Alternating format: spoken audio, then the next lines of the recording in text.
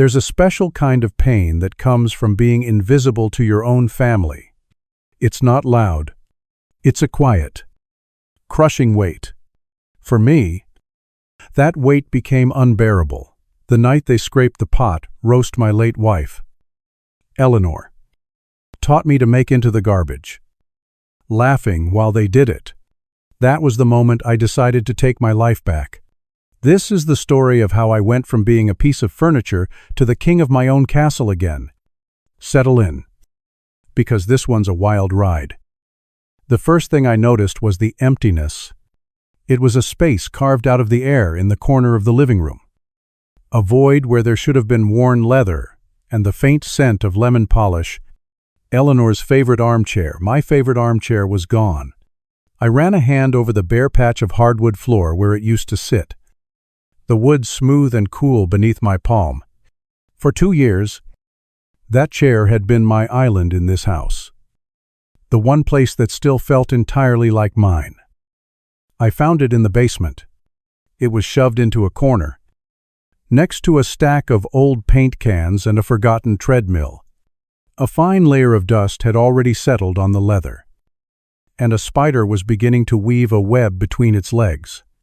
The air down there was damp and smelled of concrete and mildew. It was no place for a piece of furniture that had held 50 years of our lives within its seams. I heard footsteps on the stairs. It was Samantha, my daughter-in-law, holding a laundry basket. She glanced at me, then at the chair, and a look of mild annoyance crossed her face. "Oh, Baxter, you found it."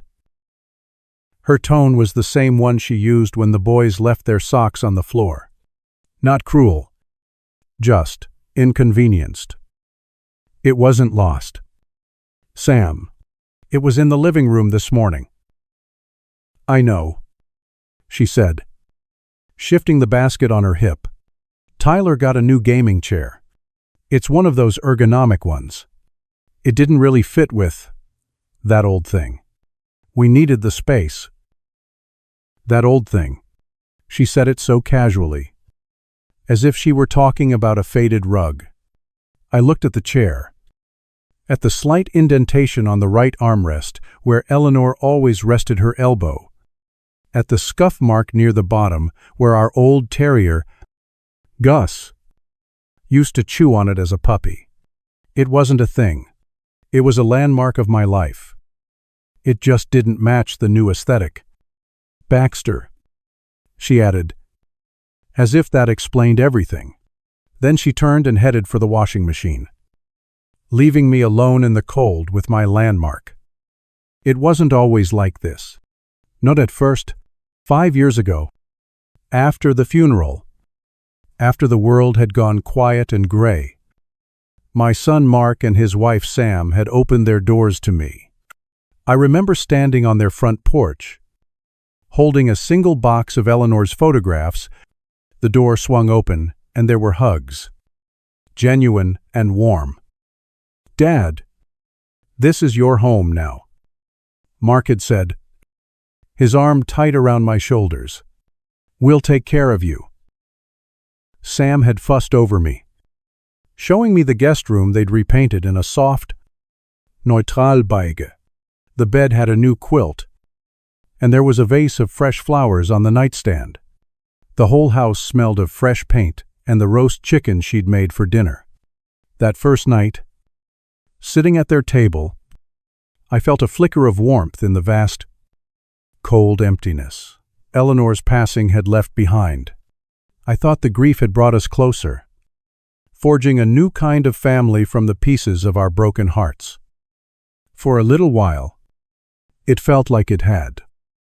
The warmth, however, was like a low fire that no one bothered to tend. It didn't go out all at once. It just slowly faded, ember by ember, until all that was left was a pile of cold ash. The change began in the kitchen. It had always been my domain, a place where I could conjure Eleanor's memory through scent and flavor. One Tuesday afternoon, I decided to make her famous lemon garlic chicken, the aroma filled the house. A bright, savory perfume that always made me feel like she was standing right beside me. Adjusting the seasoning, I was basting the chicken when my younger grandson, Kyle, walked in from school. He was 15, and his world existed almost entirely inside the noise-canceling headphones that were permanently attached to his head. He stopped in the doorway and wrinkled his nose, a look of profound disgust on his face. He pulled one side of his headphones off. "What's that smell?" "It's dinner," I said, smiling. "Lemon garlic chicken. Your grandma's recipe." He didn't smile back. He just stared at the golden brown bird in the oven as if it were some kind of alien specimen. His older brother, Tyler, appeared behind him. Kyle leaned over and muttered, "Just loud enough for me to hear. Smells like old people food." Tula snickered, and the two of them disappeared upstairs, the sound of some distant, thumping music trailing behind them. That night, they picked at their plates and filled up on bread. Mark and Sam didn't say a word. Soon, my cooking became an inconvenience. My pot roast was too heavy. My stews were too fatty. Samantha started ordering takeout more and more often.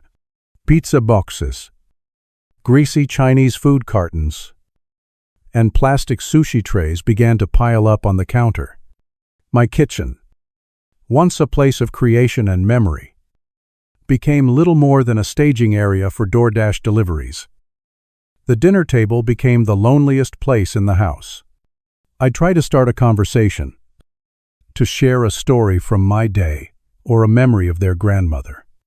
But it was like tossing a stone into a well and never hearing it hit the water.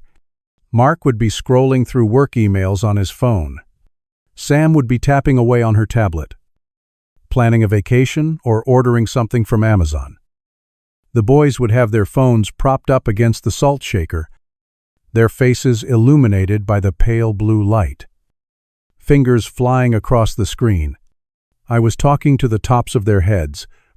The only sound that answered me was the clinking of their forks on their plates and the faint, tinny audio leaking from their earbuds. I started to feel like a ghost at my own family's table, a specter they had learned to look straight through. My words would just hang in the air, unheard, before dissolving into the silence. The erosion of my presence wasn't confined to the dinner table. It spread through the house like a quiet stain. My bathroom, the one attached to my bedroom, had been my last sanctuary. I kept Eleanor's things on the counter, her silver-backed hairbrush, a small bottle of her favorite perfume that still held a faint trace of her scent. It was a space that felt sacred. Then, one morning, I found Samantha's bright pink bottle of face cream next to Eleanor's perfume. A tube of her lipstick had rolled against the hairbrush. She'd started using my shower when the main one was occupied, leaving behind her expensive shampoos that smelled of coconuts and chemicals. The floral, overpowering scent of her products slowly began to eclipse the soft, familiar scent of my wife. She never asked. She just took the space. The small invasions turned into minor thefts. I keep my wallet on my dresser, and I always know exactly how much cash is in it. One Thursday, I noticed a $20 bill was missing. I knew Mark had been in my room earlier that morning to borrow a tie. I asked him about it later, as gently as I could. "Mark, did you happen to need some cash this morning? I seem to be short, $20. He wouldn't meet my eye. "Oh, no. Dad, I don't think so. You probably just forgot you spent it." He walked away before I could say another word. The money wasn't the point. It was the casual lie, the ease with which he dismissed me. A few weeks after that, the dagger disappeared. It was a small, ornate knife that had belonged to my great-grandfather. A family heirloom. I kept on a display stand on my bookshelf. I searched the whole room for it. I found it a day later. By accident. In Tyler's room.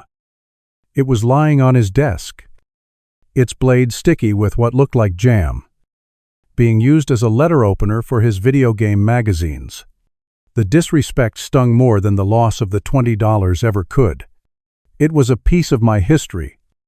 And to them, it was just another piece of junk.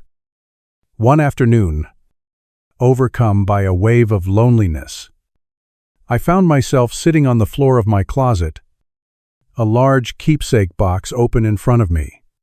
It was where I kept the most important pieces of Eleanor. Old photographs. Letters we'd written to each other during the war. Her dried wedding corsage. My fingers traced the edges of a black and white photo of us on our wedding day. As I carefully placed it back, my hand brushed against a thick manila folder at the bottom of the box. I pulled it out. It was filled with official-looking documents. The deed to the house. The mortgage satisfaction papers. Property tax records. I thumbed through them. The paper dry and crisp with age. I saw the names on the deed. My name. And Eleanor's. No one else's. We had paid it off 17 years ago. A small, sad smile touched my lips. At least this was ours. Truly ours. Paid in full.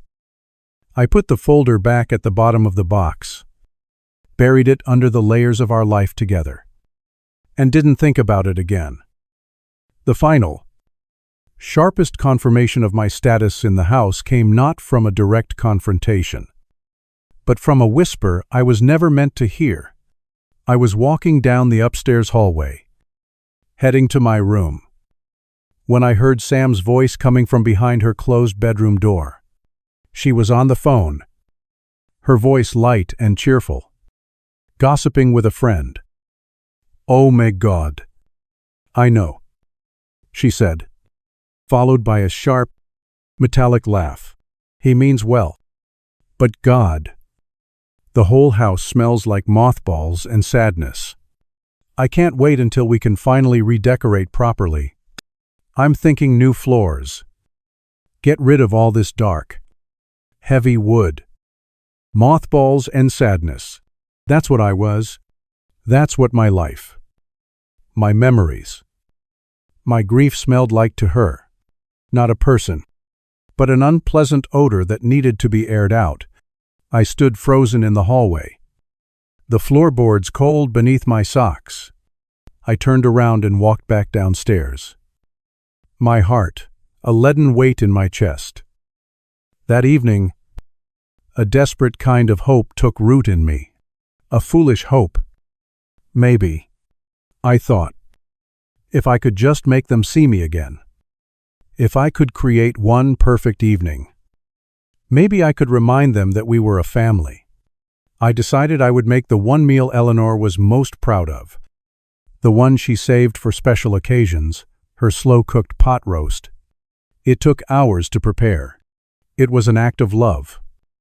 Of defiance against the crushing invisibility. I went to the store and bought the best cut of chuck roast. Fresh carrots, onions, and herbs. Back in the kitchen, I began the ritual, browning the meat. The sizzle in the hot cast-iron pan, the rich aroma filling the air. It was a smell of warmth, of home, of a time when I was not a ghost. It was the smell of a life I was determined to reclaim. For a moment, the rich, savory steam rising from the platter was the only thing that mattered. It curled in the air, carrying the scent of rosemary, thyme, and a love that had outlasted a lifetime. I placed the pot roast, glistening and perfect, in the center of the table. The carrots and potatoes were caramelized at the edges. The gravy, a deep, velvety brown. It was more than a meal. It was an offering. A bridge I was trying to build back to them across a silent, growing chasm. I looked up, my chest tight with a fragile, foolish hope. They were all staring at it. Mark looked uncomfortable, a slight frown creasing his forehead. The boys, Tyler and Kyle, exchanged a quick, unreadable glance, and then Samantha laughed. It wasn't a loud laugh, but a short, sharp burst of air, full of a kind of pitying amusement.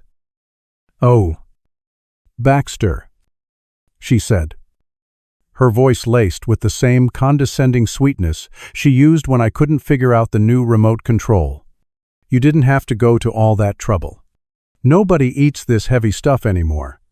She gestured vaguely towards the kitchen counter, where several white paper bags and plastic containers were sitting. "We ordered sushi."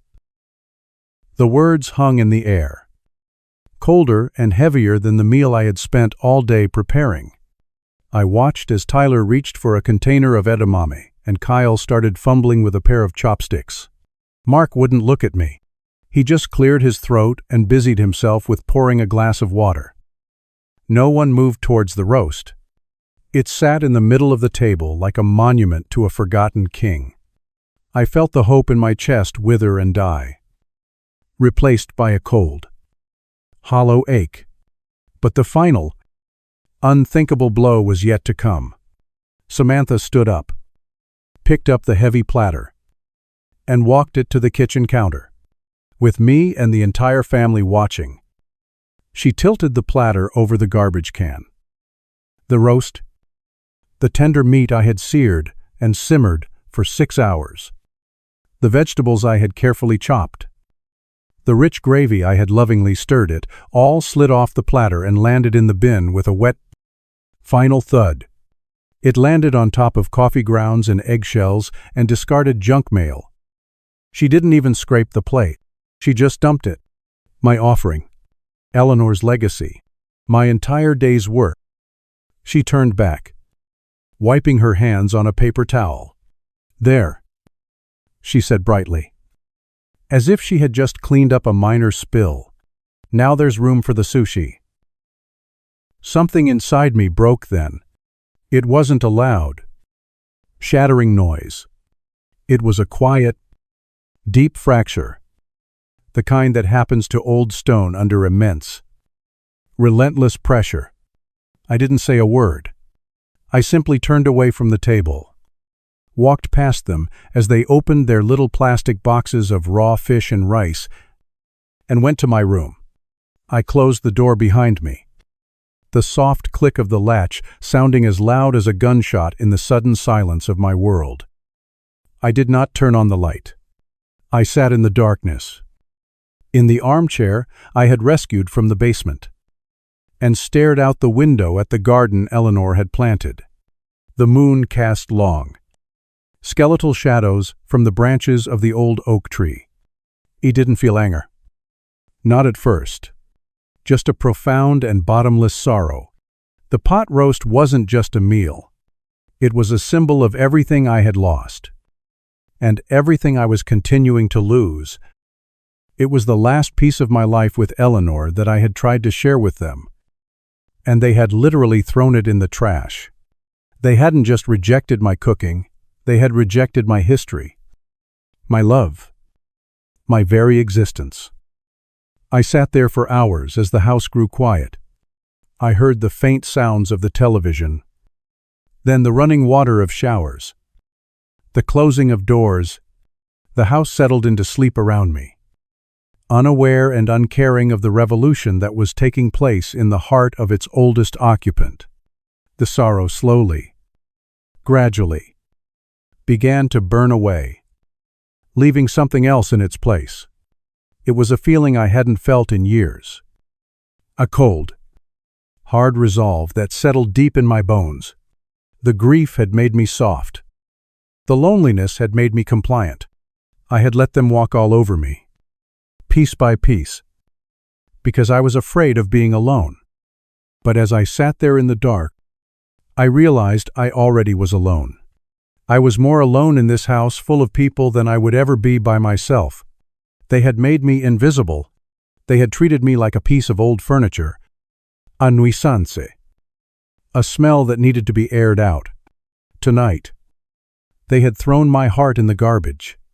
And in doing so, they had given me a strange and terrible gift. They had set me free. The fear was gone, replaced by a clarity as sharp and cold as the moonlight outside my window. There would be no more quiet suffering. There would be no more hoping for a warmth that would never return. The line had been drawn, and they had just danced right over it. The next morning, I woke before the sun. I hadn't slept, but I felt strangely rested, energized by my new purpose.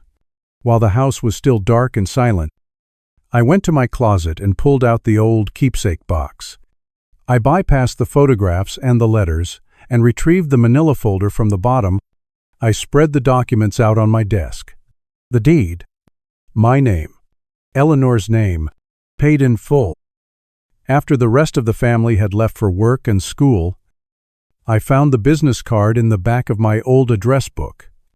The lettering was slightly faded, but still legible. Davis and Associates, attorneys at law. Mr. Davis had handled our wills years ago. I picked up the phone, my hand steady. His secretary answered, and I made an appointment for that afternoon. My voice was calm, almost detached, as if I were discussing a stranger's problems. My name is Baxter Thorne, I said. It's a property issue. A tenant issue. The law office was just as I remembered it, smelling of old paper, leather, and quiet dignity. Mr. Davis was older, his hair grayer, but his eyes were still sharp and intelligent behind his glasses. He shook my hand firmly. Baxter, it's been too long, though I wish it were under better circumstances, he said, gesturing for me to sit. I didn't waste time with small talk. I laid out the situation, not with emotion, but with facts. The slow erosion of respect, the invasion of my space, the incident with the pot roast. I spoke in a low, even tone, and he listened patiently, his hands steepled on his desk, not interrupting once. When I finished, I pushed the folder with the deed across the polished wood of his desk. He opened it and reviewed the documents carefully. He nodded slowly. Well, Baxter, he said, finally looking up at me. Legally, this is as straightforward as it gets. This is your house. You have every right to determine who lives in it. You also have every right to feel safe and respected within its walls. He explained the process. In our state, I would need to provide them with a formal, written 30-day notice to vacate. It was a legal requirement, a formality. It was also, I thought, more grace than they had ever shown me. The only question is, Mr. Davis said, his gaze steady and serious, are you ready to see this through? This will not be easy. It will likely get ugly. I looked out his window at the busy street below. For the first time, I didn't see a lonely old man. I saw a man who was about to take back his life. I said, my voice firm. What do we do first? My next stop was the bank. The fluorescent lights of the lobby felt harsh and sterile. I sat down with a young, professional woman at a small desk. I explained that I needed to make some changes to my accounts. I closed the small joint account I had kept with Mark. An old account from years ago, we'd used for household expenses. I had all of my pension and savings moved into a new account under my name only. Then I asked for the paperwork to change the beneficiary on my life insurance policy. For years, it had been Mark. I changed it to a trust I would set up for the boys, to be managed by an executor, not their father. Each signature on the forms felt like a brick being laid in the foundation of my new life. It was a quiet, administrative severing of ties, far more powerful than any shouting match. For the next week, I lived in the house like a spy. I moved with a quiet purpose. They didn't notice, because they had stopped noticing me long ago.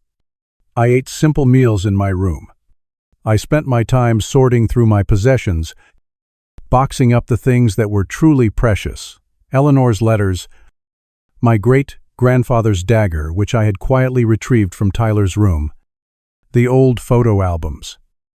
I rented a small storage unit a few miles away, and, over the course of 2 afternoons, I moved the boxes there myself.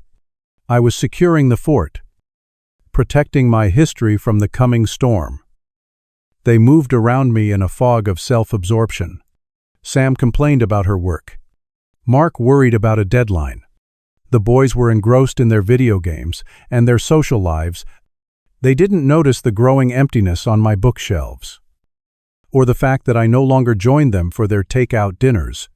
My silence, once a sign of my surrender, was now my shield and my weapon. On Thursday, the formal notice arrived from Mr. Davis's office via certified mail. I signed for it and took the large, crisp envelope to my room.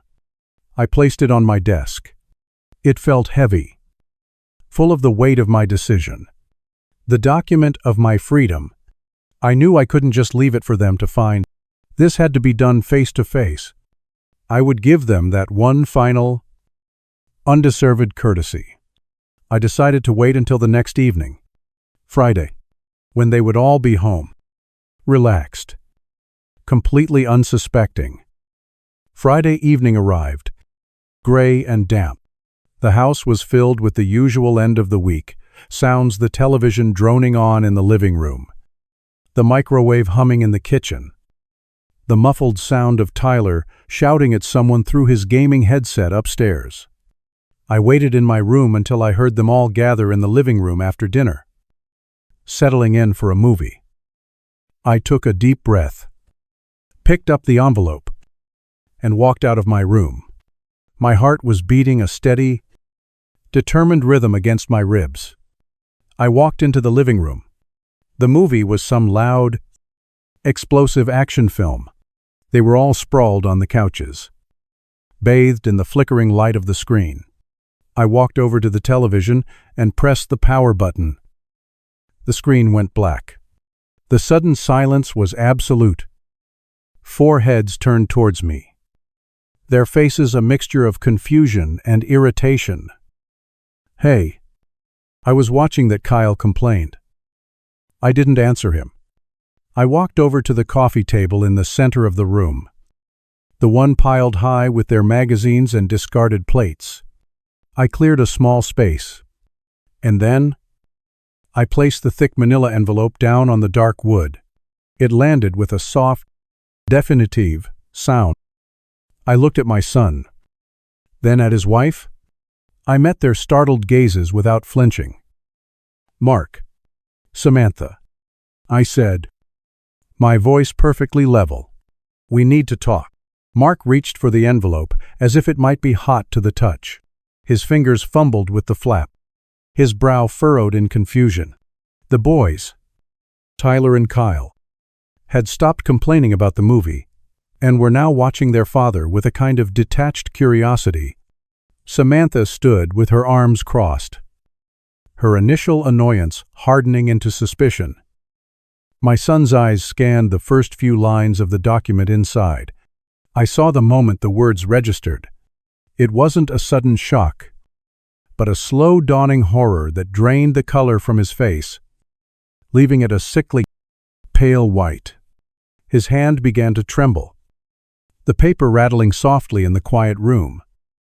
"What is it?" Samantha demanded, her voice sharp with impatience. "Mark, what does it say?" He didn't answer. He couldn't seem to form the words. He just stared at the page, his mouth slightly agape. With a frustrated sigh, Samantha snatched the document from his hand. Her eyes, accustomed to scanning invoices and work emails, moved quickly down the page. I watched her expression shift through a rapid series of emotions from confusion to disbelief to a flicker of pure, unadulterated fury that made her face flush a deep, blotchy red. The silence stretched for a heartbeat, thick and heavy. Then, the detonation. Are you insane? The words ripped through the quiet of the living room. A rough, ugly sound. She whirled on me, the legal document crushed in her clenched fist. What is this? What kind of sick, twisted joke is this? Tula snorted, a nervous, uncertain sound. Is this for real? Like a prank? Kyle just looked from my face to his mother's. His own face, a mask of confusion.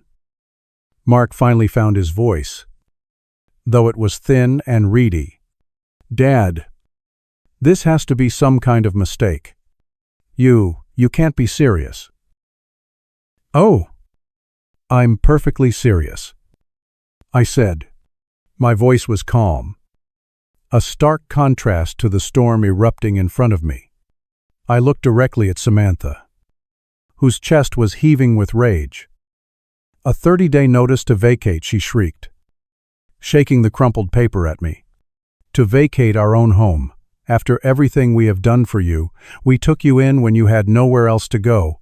We gave you a roof over your head, and this is how you repay us, you ungrateful, senile old man. The insults were meant to sting, to provoke a reaction, but I felt nothing. It was like watching a distant storm, all lightning and thunder, but too far away to touch me. I had built a wall around my heart that night of the pot roast, and her words simply bounced off it. This is not your home, Samantha. I stated, the fact laid bare and simple. This is my home.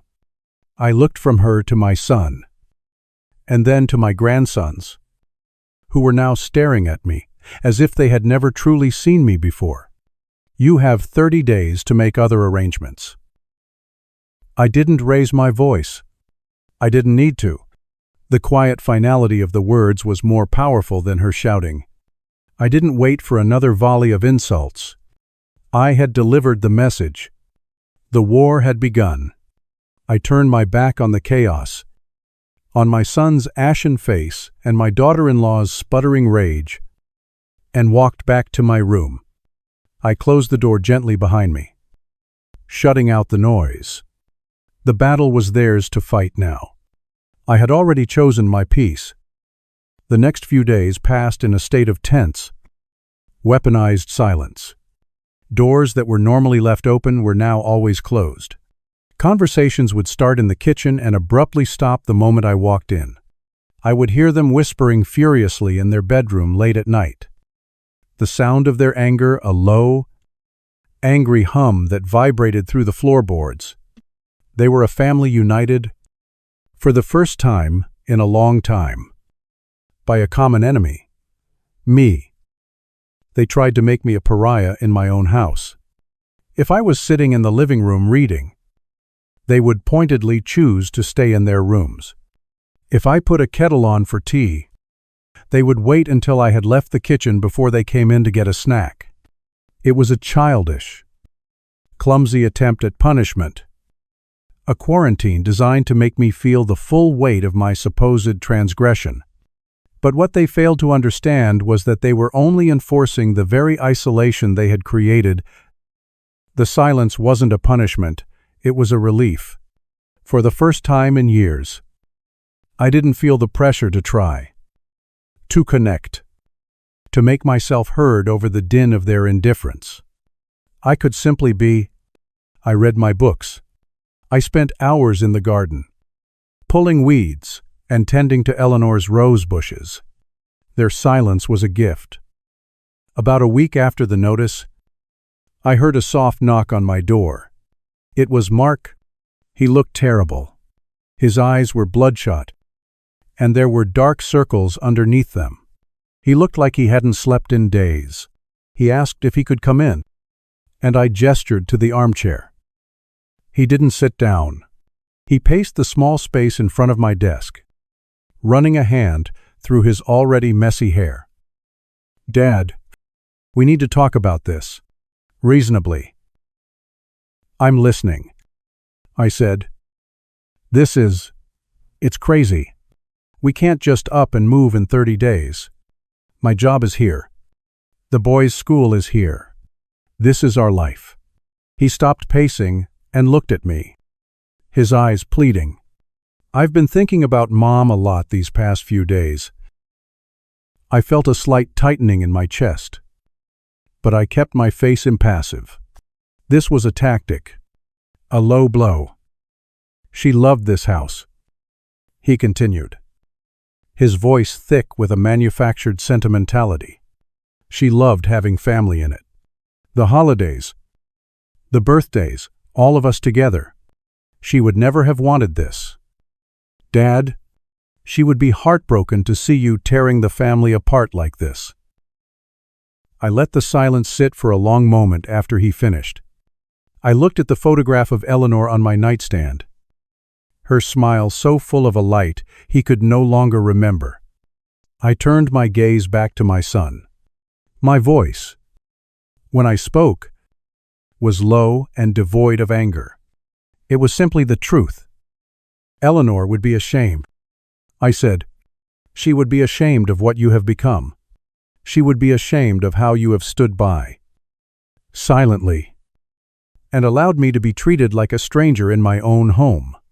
Her home." The words hit him like a physical blow. He actually recoiled, his face paling even further. All the fight, all the rehearsed pleading, seemed to drain out of him. He had come in armed for a fight with a sentimental old man. He was not prepared to face the ghost of his mother's disappointment. He mumbled something I couldn't hear and left, closing the door softly behind him. The next phase of their campaign was Samantha's, if guilt wouldn't work, perhaps manipulation would. One morning, midway through the second week, I came out of my room to the smell of frying bacon and fresh coffee. It was the first time in months anyone had cooked a real breakfast. Samantha was at the stove, humming a cheerful little tune. She was wearing an apron. "Morning, Baxter," she chirped, her smile a bright, brittle thing. "I was just making some breakfast. I made you some scrambled eggs. Just the way you like them, with a little cheese." She gestured with her spatula to a plate on the counter where a perfect, fluffy pile of eggs sat next to 2 crisp strips of bacon. It was a performance, a transparent and almost insulting attempt to pretend the last 2 years, and the last 10 days, had never happened. "Thank you, Samantha," I said politely, walking to the cupboard. "But I've already eaten." I pulled out my usual bowl and the box of oatmeal. Her smile faltered. Just for a second. The cheerfulness in her eyes flickered and died, replaced by a flash of cold fury before she masked it again. "Oh, well, more for the boys." Then, her voice was tight. The kindness offensive had failed before it had even truly begun. A few days after that, they sent in the final wave of troops, the children. I was in the garden when Tyler and Kyle came out the back door, shuffling their feet awkwardly. They approached me as if I were a sleeping bear. They were afraid of waking. "Hey, Grandpa," Tula mumbled, looking at a spot on the lawn somewhere to my left. "Boys," I said, not stopping my work of pruning a rose bush. We just wanted to say, we're sorry," he said.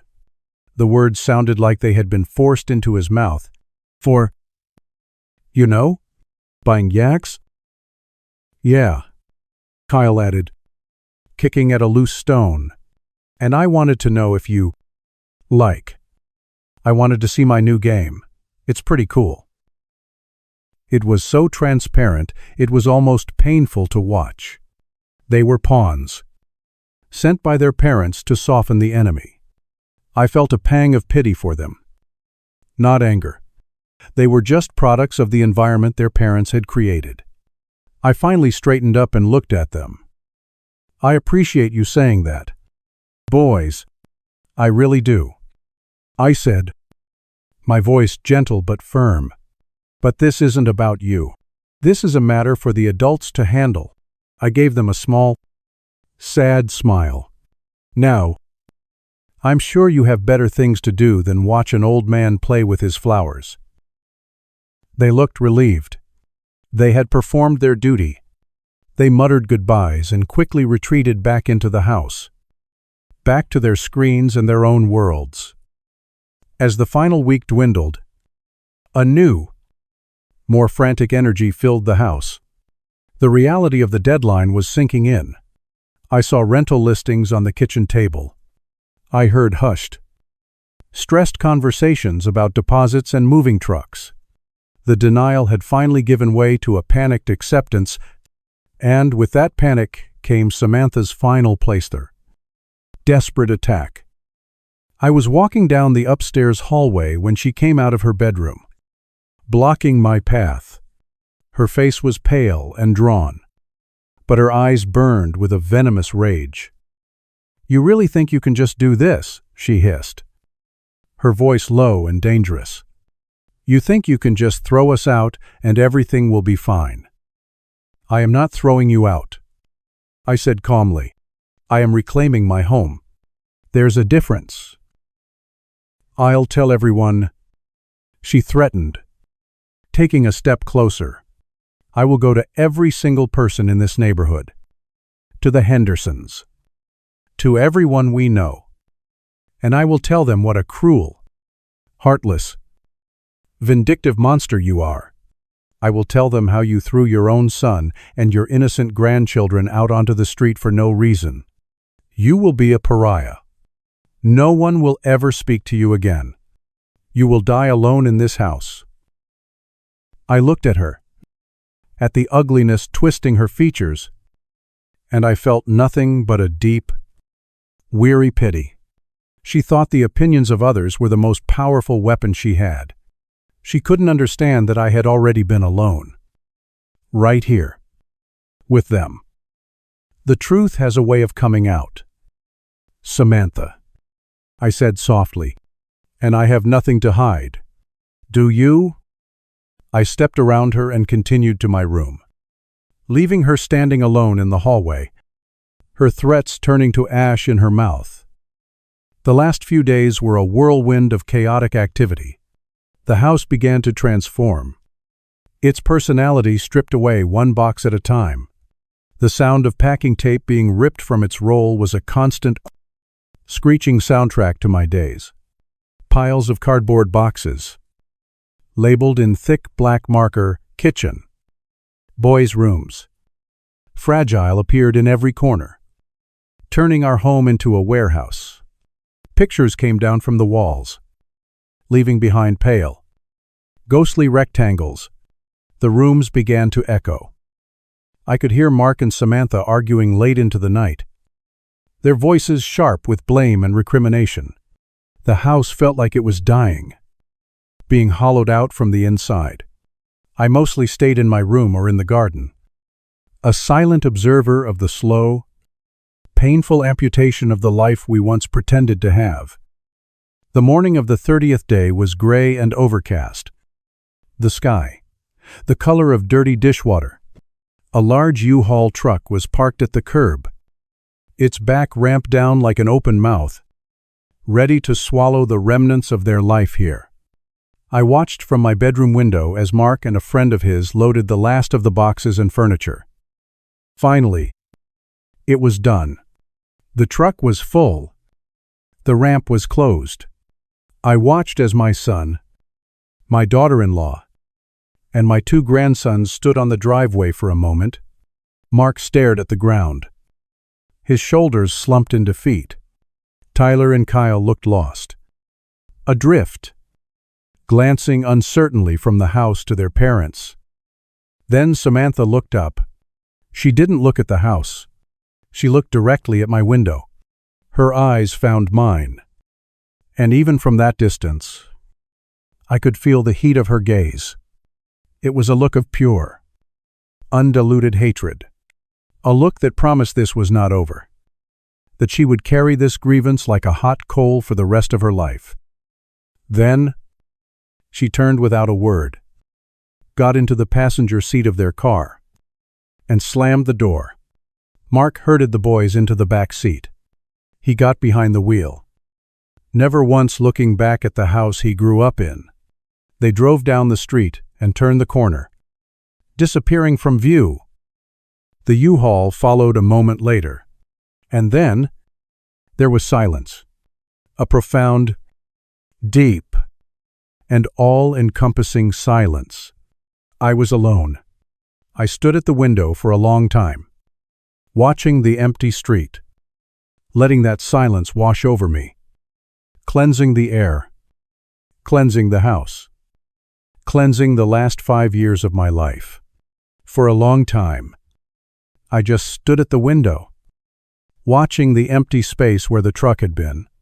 The street was quiet, returned to its sleepy, suburban rhythm. A neighbor walked his dog. A car passed by. The world kept turning, oblivious to the small, seismic shift that had just occurred within the walls of my home. The silence they left behind was not an absence of sound. It was a presence. It filled the rooms, seeped into the floorboards, and pushed out the tense, angry energy that had occupied the air for so long. I took a deep breath, the first truly deep breath I had taken in years, and the air tasted clean. I walked out of my room and stood at the top of the stairs. The house was a landscape of echoes and emptiness. The pale rectangles on the walls where their pictures used to hang were like ghosts of a life that was never really mine. Scuff marks on the floor showed where their furniture had been dragged.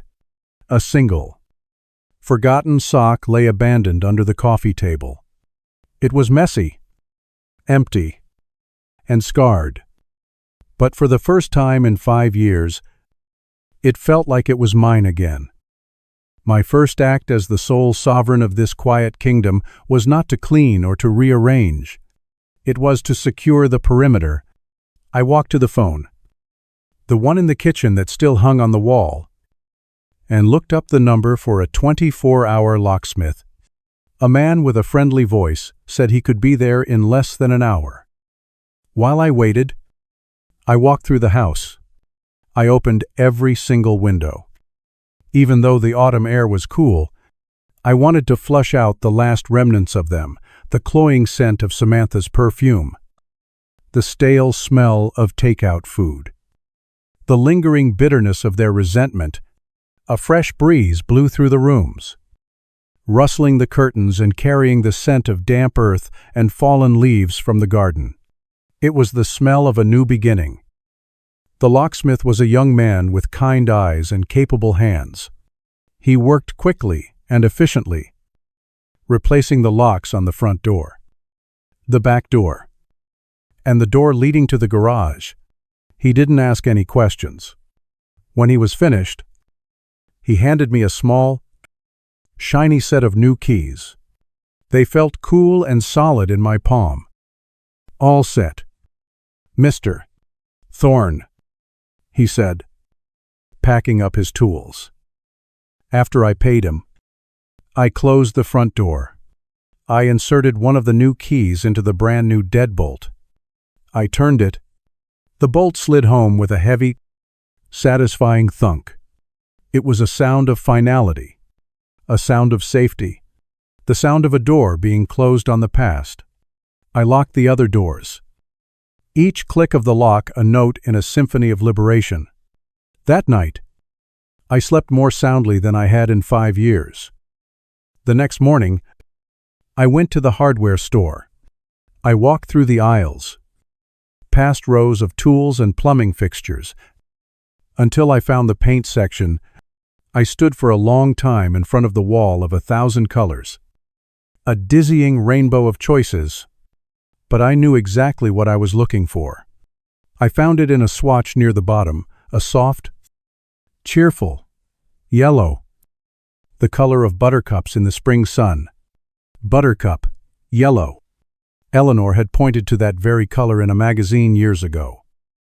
One day, she had said, "I want to paint the kitchen this color. It's such a happy color. We never got around to it. Life, and then death, got in the way." I bought 2 gallons, along with rollers, brushes, and a roll of painter's tape. Painting the kitchen became my therapy. I spent the next 2 days in a state of meditative labor. I carefully taped the edges of the cabinets and the trim. I covered the counters with old bedsheets.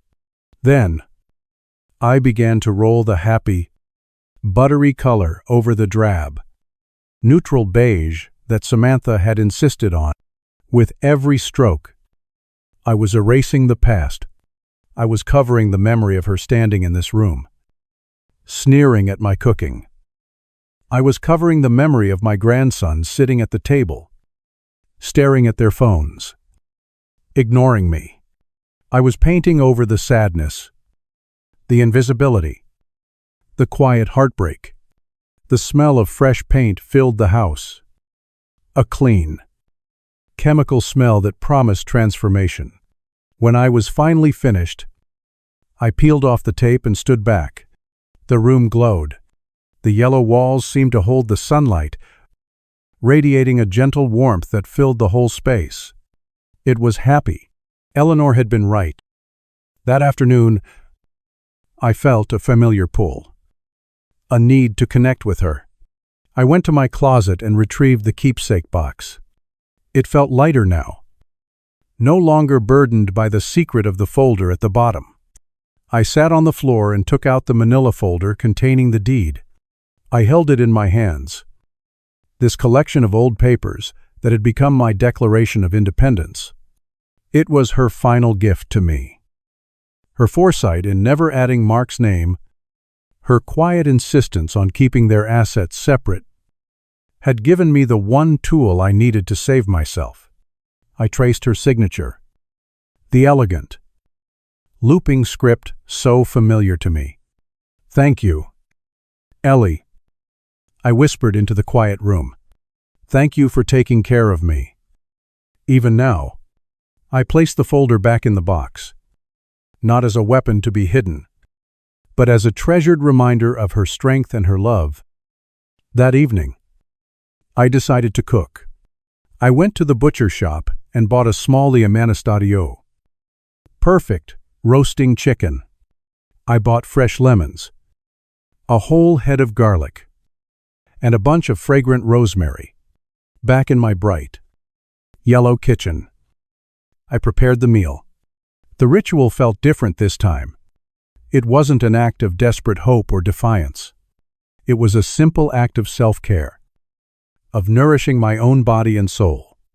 The familiar, wonderful aroma of lemon and garlic filled the clean air.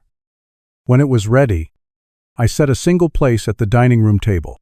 I used the good china, the plates we only brought out for special occasions. I poured myself a glass of red wine. I sat down at the head of the table, in the chair that had always been mine. The house was silent, but it wasn't an empty silence. It was a peaceful silence. I ate my meal slowly, savoring every bite. I was alone, but I was not lonely. There is a universe of difference between those two words, and I was finally beginning to understand it. A few weeks passed. The house began to feel less like a reclaimed territory and more like a home again. I moved Eleanor's armchair back to its rightful place in the living room. I filled the empty spaces on the walls with photographs of her, of our travels, of our life together. I brought my books out of storage and filled the shelves. The house was beginning to reflect me, to reflect us. Once again, One Saturday, while I was out in the garden, my neighbor from across the street, Mr. Henderson, waved to me. "Garden's looking lovely. Baxter," he called out. "It's getting there." I called back. On an impulse, I walked over to the fence. "Jim," I said, "I was wondering if you and Martha would like to come over for dinner next weekend. It's been too long." His face broke into a warm smile. "We would love that, Baxter. We really would." That next Saturday, my house was filled with laughter. The Hendersons were wonderful company, full of stories and warmth. I made my pot roast, and this time, it was received with genuine delight and second helpings. We talked for hours. Sitting in the living room, our conversation easy and comfortable. We were just three old friends, sharing a meal and each other's company. As they were leaving, Martha gave me a hug. "It's so good to see you smiling again, Baxter," she said softly. I realized she was right. I was smiling, and it was real. The inevitable phone call came a month after they had left. The caller ID showed Mark's name. I hesitated for a moment, then answered, "Hello, Dad, it's me." His voice was tired, strained. There was a long pause. I just wanted to call. See how you were doing." "I'm doing well, Mark," I said. My voice was even calm. There was no anger left, just a quiet sadness for what could have been. "That's good," he said. Another awkward pause. "Look, Dad, I know things got bad. I'm sorry. I should have been a better son." The apology was weak, belated, but I believed it was the best he was capable of. "Yes, you should have," I said, not to be cruel, but because it was the truth. "But I forgive you." I could hear him exhale. A rush of relief. "Thank you, Dad. That means a lot. Maybe we could get a coffee sometime. Or maybe we could come over for dinner. The boys miss you." And there it was. The opening, the attempt to slowly, carefully, inch his way back into the life. And the house he had taken for granted. The old me, the lonely me, might have jumped at the chance. But the old me was gone. "I would like to have coffee, Mark," I said. "A relationship with you and the boys is important to me. But you need to understand something. The door to that relationship is open. We can build a new one, on new ground. But the door to this house is closed. What happened here cannot happen again. Do you understand?" The silence on the other end of the line was long and heavy. He finally understood. There were consequences. There were boundaries. "Yeah," he said, his voice barely a whisper. "Yeah, Dad, I understand." We made a plan to meet for coffee the following week. It was a start, a small, tentative step on a long, new road. Samantha sent an email a week after that, a long, rambling letter full of justifications and half apologies, ending with a plea to be allowed to come back, promising things would be different. I replied with a single, polite sentence, thanking her for her letter and wishing her well. I didn't offer forgiveness because she hadn't truly asked for it. Tonight, I am sitting in Eleanor's armchair. My armchair. A cool breeze is drifting in through the open window, carrying the scent of night-blooming jasmine from the garden. The house is quiet. It is a good quiet. In my lap is a book. But I'm not reading. I'm just listening to the rhythm of my own life. the steady ticking of the old grandfather clock in the hall. I have lost a version of my family. But I have found myself. I have learned. In the autumn of my life. The most important lesson of all, respect is not something you are given. It's something you claim. And dignity is not a gift. It's a home you build for yourself. One brick. One boundary. One locked door at a time.